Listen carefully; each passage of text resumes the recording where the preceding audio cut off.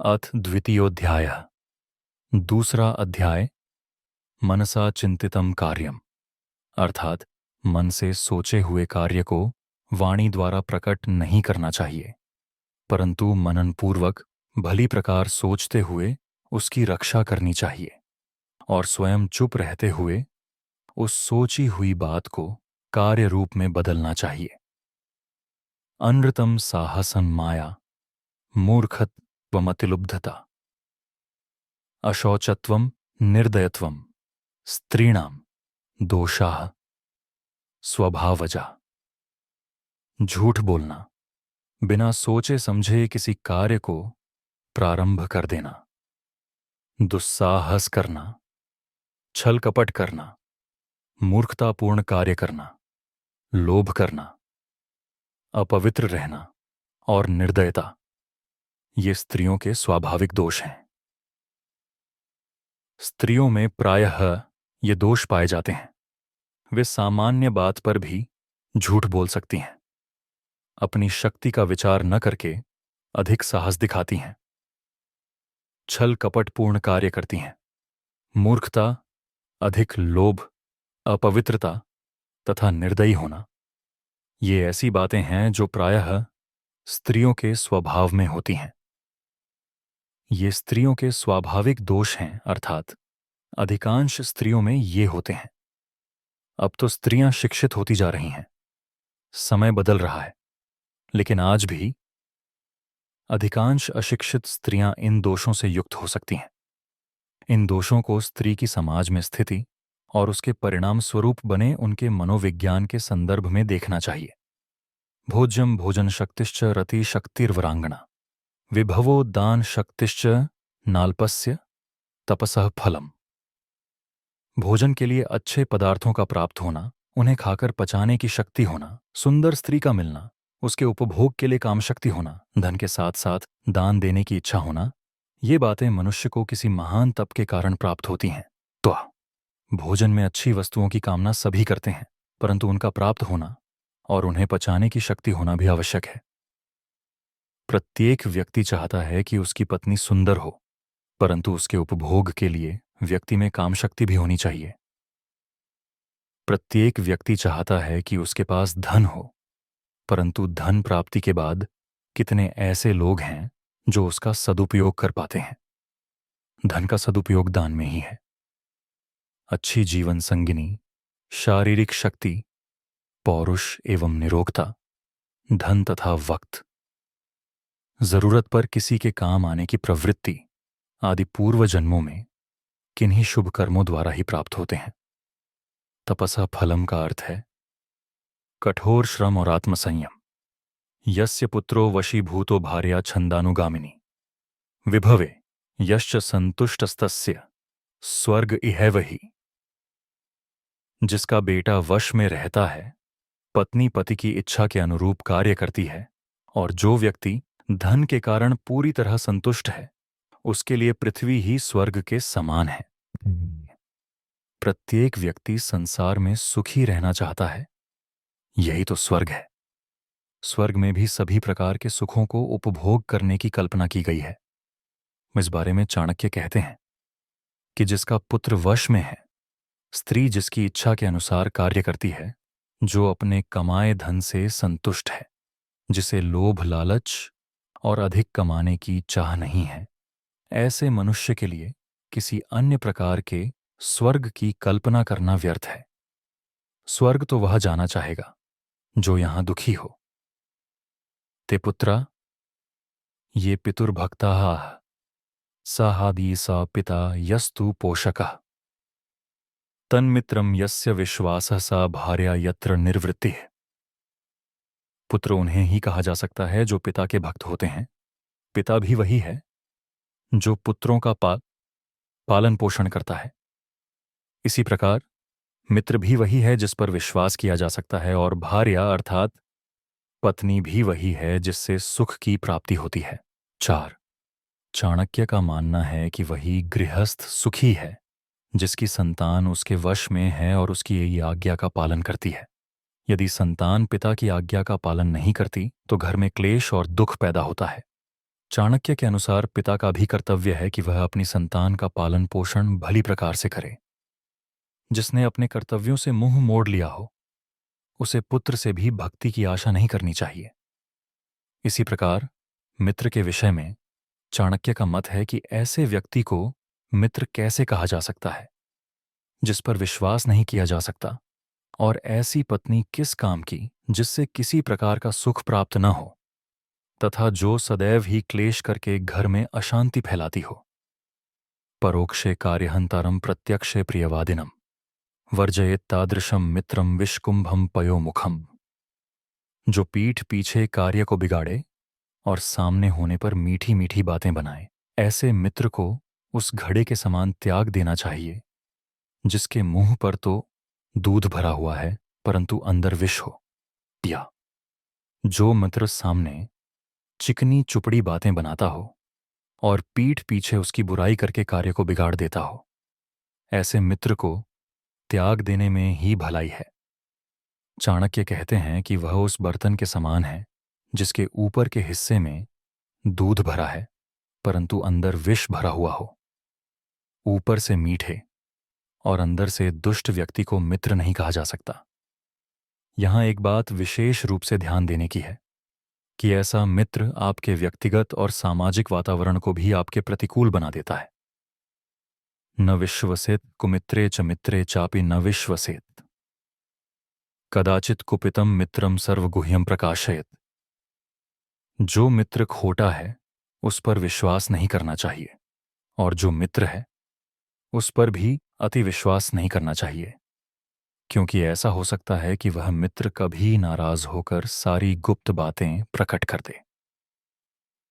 चाणक्य मानते हैं कि जो व्यक्ति अच्छा मित्र नहीं है उस पर तो विश्वास करने का प्रश्न ही नहीं उठता, परंतु उनका यह भी कहना उचित है कि अच्छे मित्र के संबंध में भी पूरी तरह विश्वास नहीं करना चाहिए, क्योंकि किसी कारणवश यदि वह नाराज हो गया तो सारे भेद खोल देगा।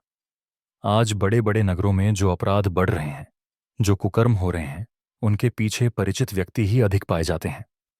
घर का भेदी लंका ढाए, यह कहावत गलत नहीं है। जो बहुत अच्छा मित्र बन जाता है वह घर के सदस्य जैसा हो जाता है। व्यक्ति भावुक होकर उसे अपने सारे भेद बता देता है। फिर जब कभी मनमुटाव उत्पन्न होते हैं तो वह कथित मित्र ही सबसे ज्यादा नुकसान देने वाला सिद्ध होता है। ऐसा मित्र जानता है आपके मर्मस्थल कौन से हैं। घर में काम करने वाले कर्मचारी के बारे में भी इस प्रकार की सावधानी रखना आवश्यक है।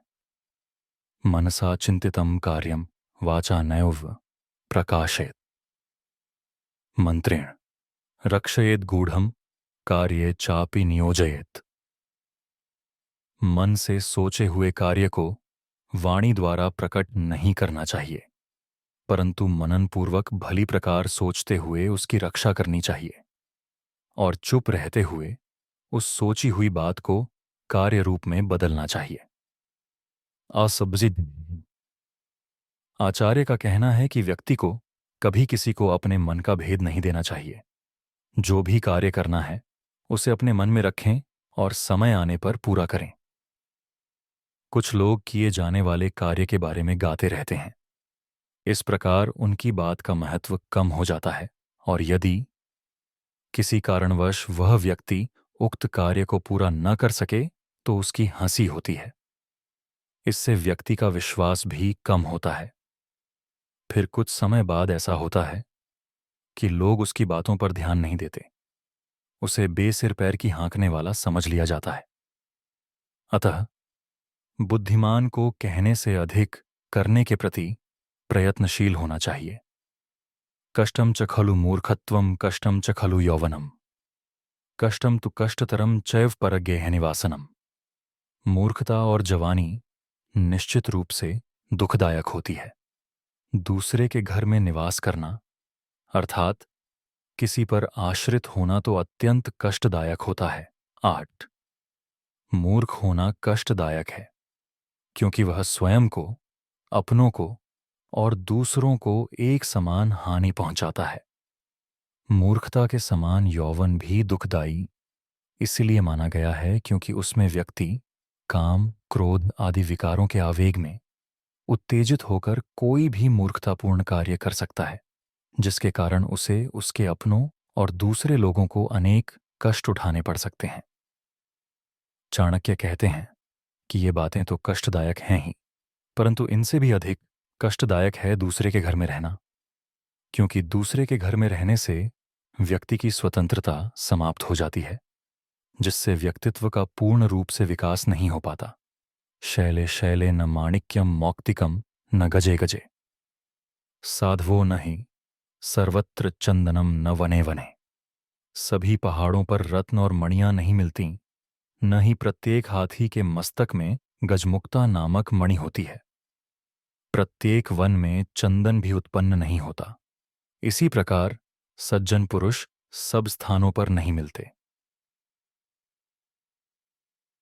आचार्य चाणक्य के अनुसार प्रत्येक स्थान पर सब कुछ उपलब्ध नहीं होता।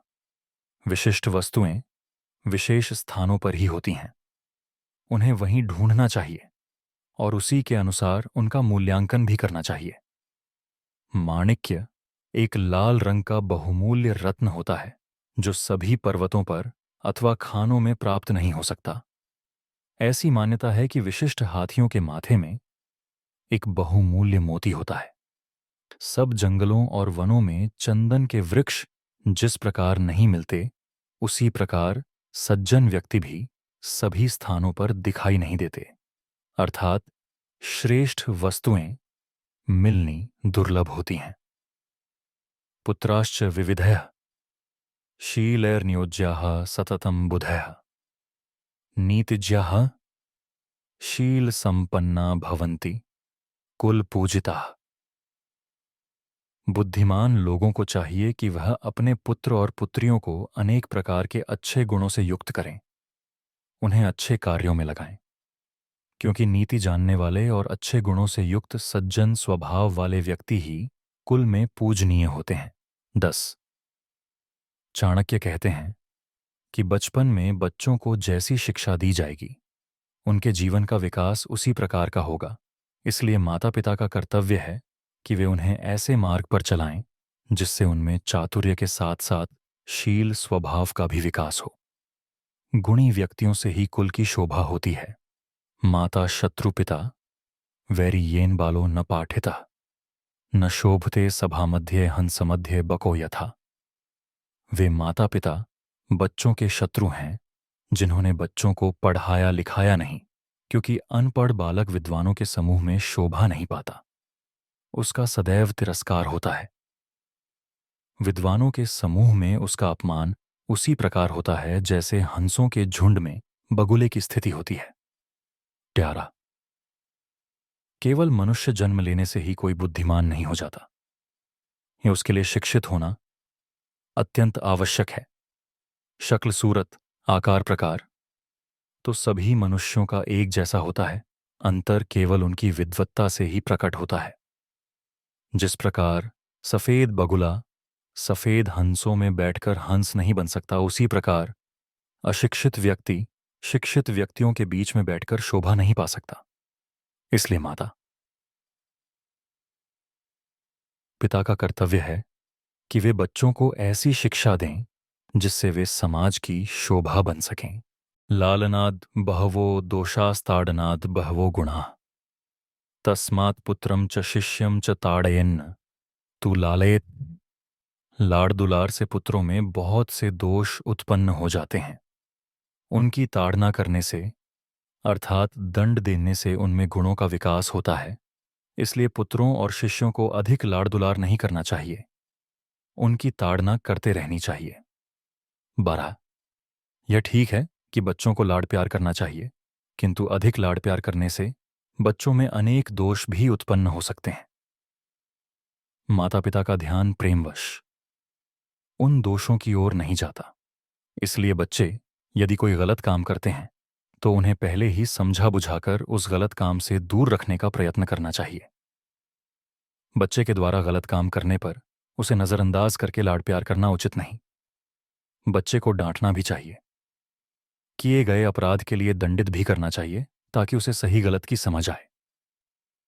श्लोकेन व तदर्थेन पादेनैकाक्षरेण वा अबन्ध्यं दिवसं कुर्याद दानाध्ययन कर्मभिः। व्यक्ति को एक वेद मंत्र का अध्ययन, चिंतन अथवा मनन करना चाहिए। यदि वह पूरे मंत्र का चिंतन मनन नहीं कर सकता तो उसके आधे अथवा उसके एक भाग का, और यदि एक भाग का भी नहीं तो एक अक्षर का ही प्रतिदिन अध्ययन करे। ऐसा नीतिशास्त्र का आदेश है। अपने दिन को व्यर्थ न जाने दें। अध्ययन आदि अच्छे कार्यों को करते हुए अपने दिन को सार्थक बनाने का प्रयत्न करें। 13। चाणक्य कहते हैं कि मनुष्य जन्म बड़े भाग्य से मिलता है, इसलिए उसे व्यर्थ नहीं जाने देना चाहिए। व्यक्ति को चाहिए कि वह अपना समय, अपना दिन वेदादि शास्त्रों के अध्ययन में ही बिताए तथा उसके साथ साथ दान आदि अच्छे कार्य भी करे। महान पुरुषों की विशेषताओं का वर्णन करते हुए कहा गया है, व्यसनम श्रुतो, अर्थात श्रेष्ठ ग्रंथों का अध्ययन करना उनका व्यसन होता है। कांतावियोगः कुनृपस्य सेवा, स्वजनापमानः रणस्य शेषः, दरिद्रभावो विषमा सभा च विनाग्नि नयते प्रदहन्ति कायम। पत्नी का बिछुड़ना, अपने बंधु बांधवों से अपमानित होना, कर्ज चढ़े रहना, दुष्ट अथवा बुरे मालिक की सेवा में रहना, निर्धन बने रहना, दुष्ट लोगों और स्वार्थियों की सभा अथवा समाज में रहना, ये सब ऐसी बातें हैं जो बिना अग्नि के शरीर को हर समय जलाती रहती हैं। तोत्सम 14। सज्जन लोग अपनी पत्नी के वियोग को सहन नहीं कर सकते। यदि उनके अपने भाई बंधु उनका अपमान अथवा निरादर करते हैं तो वह उसे भी नहीं भुला सकते। जो व्यक्ति कर्जे से दबा है उसे हर समय कर्ज न उतार पाने का दुख रहता है। दुष्ट राजा अथवा मालिक की सेवा में रहने वाला नौकर भी हर समय दुखी रहता है। निर्धनता तो ऐसा अभिशाप है जिसे मनुष्य सोते और उठते बैठते कभी नहीं भुला पाता। उसे अपने स्वजनों और समाज में बार बार अपमानित होना पड़ता है। अपमान का कष्ट मृत्यु के समान है। ये सब बातें ऐसी हैं जिनसे बिना आग के ही व्यक्ति अंदर ही अंदर जलता रहता है। जीते जी चिता का अनुभव करने की स्थिति है यह। नदी तीरे ये वृक्षाः परगेहेषु कामिनी, मंत्रिहीनाश्च राजानः शीघ्रं नश्यन्त्यसंशयम्। जो वृक्ष बिल्कुल नदी के किनारे पैदा होते हैं, जो स्त्री दूसरों के घर में रहती है, और जिस राजा के मंत्री अच्छे नहीं होते वे जल्दी ही नष्ट हो जाते हैं, इसमें कोई संशय नहीं है। 15-11 नदी के किनारे के वृक्षों का जीवन कितने दिन का हो सकता है, यह कोई नहीं कह सकता, क्योंकि बाढ़ तथा तूफान के समय नदियां अपने किनारे के पेड़ों को ही क्या, अपने आसपास की फसलों और बस्तियों को भी उजाड़ देती हैं। इसी प्रकार दूसरे घरों में रहने वाली स्त्री कब तक अपने आप को बचा सकती है? जिस राजा के पास अच्छी सलाह देने वाले मंत्री नहीं होते, वह कब तक अपने राज्य की रक्षा कर सकता है? अर्थात ये सब निश्चयपूर्वक जल्दी ही नष्ट हो जाते हैं। बलं विद्या च विप्राणाम राज्यान सैन्यम बलम तथा बलम वित्तम च वैश्यानाम शूद्राणाम परिचर्यकम।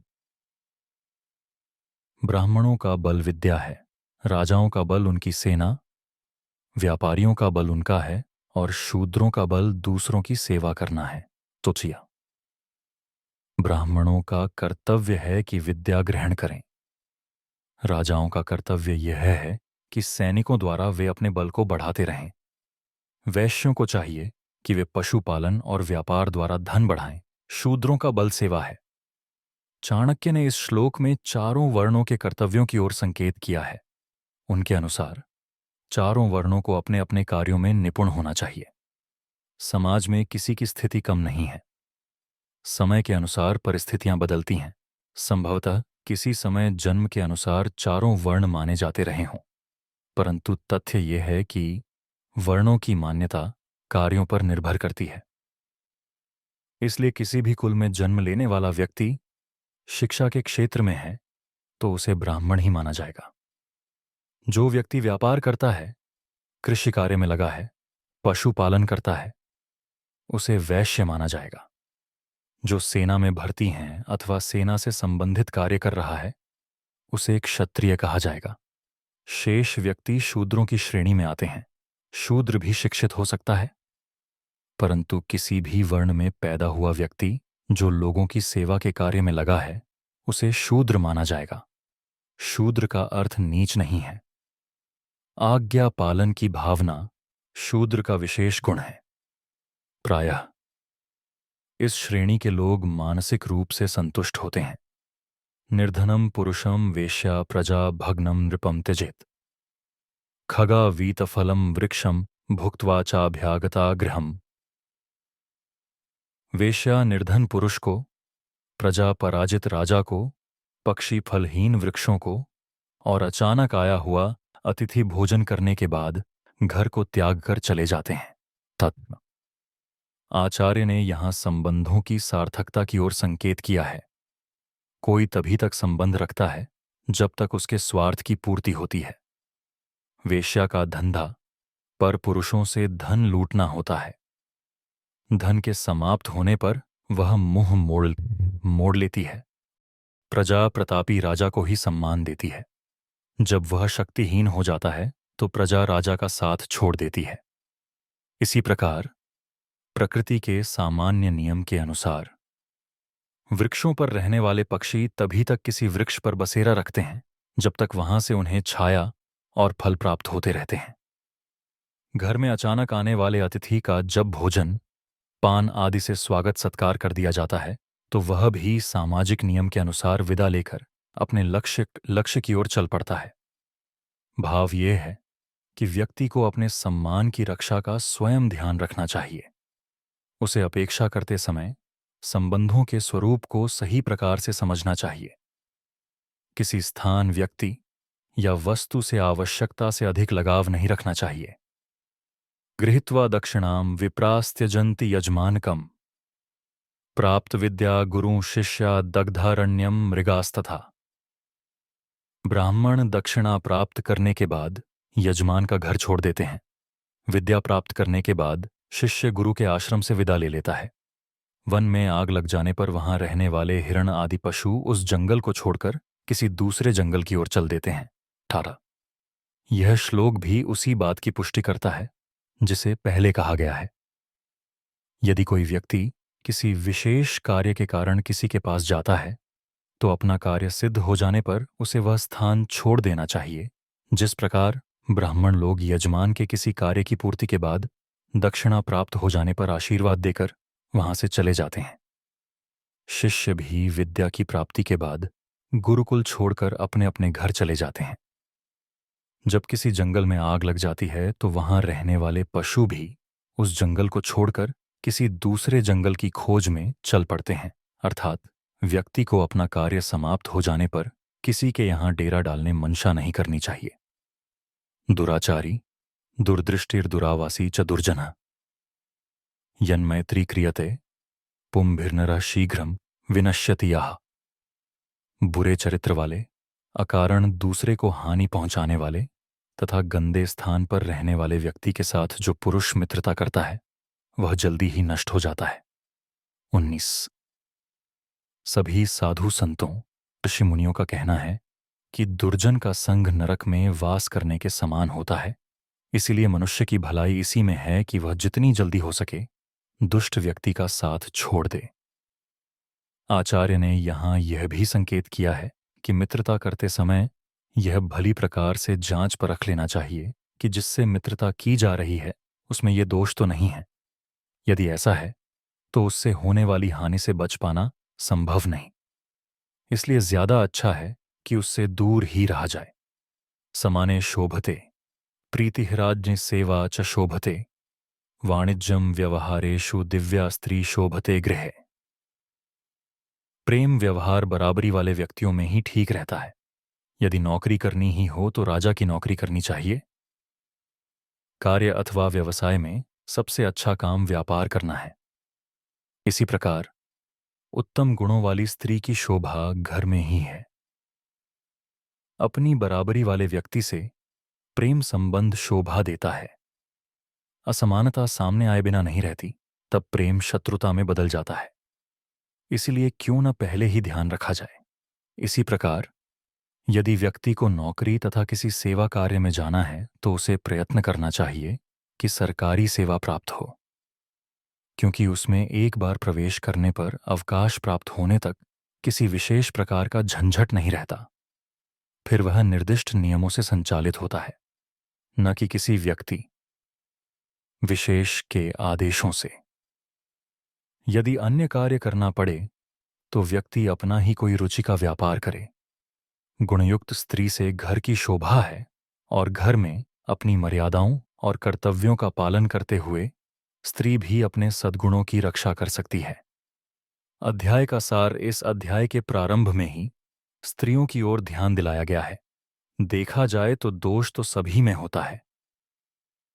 कुछ के पास अनेक पदार्थ होते हैं, परंतु वे या तो उनका उपभोग नहीं जानते अथवा फिर उनमें उपभोग की शक्ति नहीं होती। इस अध्याय में यह भी बताया गया है कि कौन सा परिवार सुखी रहता है। सुख उसी परिवार को प्राप्त होता है जहां सब एक दूसरे का सम्मान करते हैं, एक दूसरे में श्रद्धा रखते हैं। अर्थात पुत्र को पिता और पिता को पुत्र का ध्यान रखना चाहिए। यह संसार बड़ा विचित्र है। कुछ लोग ऐसे भी होते हैं जो सामने तो मीठी बातें करते हैं परंतु पीठ पीछे बुराइयां करते हैं। ऐसे लोगों से बचना चाहिए। चाणक्य तो यहां तक कहते हैं कि मन से सोची हुई बात का वाणी से भी उल्लेख नहीं करना चाहिए, अर्थात अपना रहस्य अपने मित्र को भी नहीं बताना चाहिए। मूर्खता तो कष्टदायक होती ही है। जवानी और दूसरे के घर में आश्रित होकर रहना भी भारी दुख देने वाला होता है। उसके साथ यह भी ध्यान में रखना चाहिए कि श्रेष्ठ और उत्तम वस्तुएं तथा सज्जन लोग सब स्थानों पर प्राप्त नहीं होते। चाणक्य ने बार बार इस बात पर जोर दिया है कि माता पिता को चाहिए कि वे अपनी संतान को गुणवान बनाएं, उनका ध्यान रखें और उन्हें बिगड़ने न दें। आचार्य कहते हैं कि व्यक्ति को चाहिए कि वह अपना समय सार्थक बनाए, अच्छा कार्य करे। इसके साथ उनका कहना है कि सब लोगों को अपना कार्य अर्थात कर्तव्य पूरा करना चाहिए। कौटिल्य ने मनुष्य को बार बार सचेत किया है कि उसे वास्तविकता समझनी चाहिए, गलत में नहीं रहना चाहिए। उसे यह ज्ञात होना चाहिए कि वेश्या का प्रेम एक धोखा है, इसलिए उसे इस प्रकार की स्त्रियों तथा दुष्ट पुरुषों से बचना चाहिए। उसे चाहिए कि वह प्रेम और मित्रता अपने बराबर वालों से ही रखे।